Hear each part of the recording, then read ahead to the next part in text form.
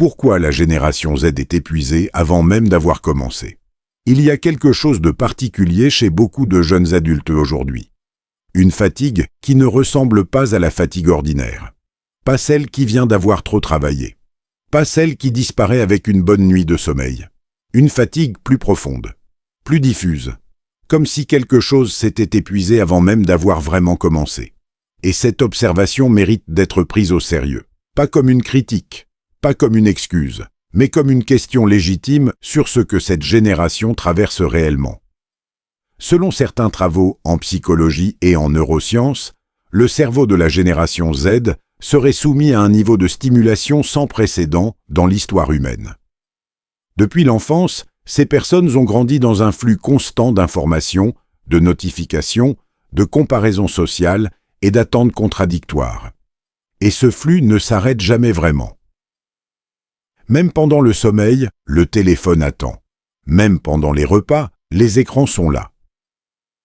Ce niveau de stimulation permanente aurait des conséquences sur le système nerveux. Certains chercheurs suggèrent que le cerveau en état de suractivation constante ne parvient jamais à atteindre un vrai repos. Il reste en alerte, prêt à répondre, prêt à réagir. Et maintenir cet état d'alerte permanent coûte énormément d'énergie, silencieusement, invisiblement.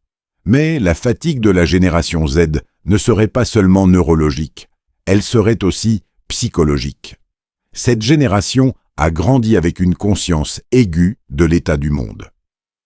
Le changement climatique, les inégalités économiques, les crises politiques, l'instabilité professionnelle. Tout cela n'était pas abstrait, c'était présent dans leur fils d'actualité dès l'adolescence. Et porter cette conscience du monde à un âge où les générations précédentes jouaient encore dehors sans s'inquiéter de l'avenir crée une forme de fatigue émotionnelle précoce. Il y a aussi la pression de la comparaison permanente.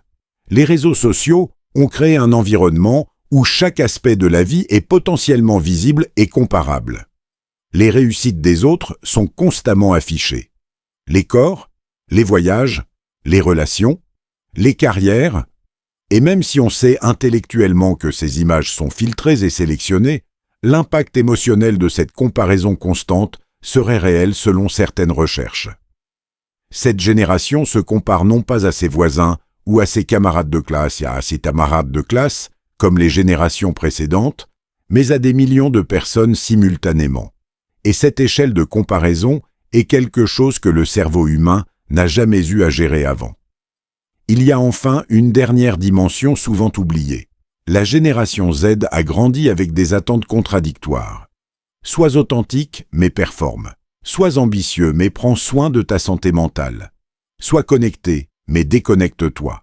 Ces injonctions simultanées et opposées créent une tension cognitive permanente qui, selon certains psychologues, contribuerait significativement à l'épuisement ressenti. Ce n'est pas une génération paresseuse. Ce n'est pas une génération fragile.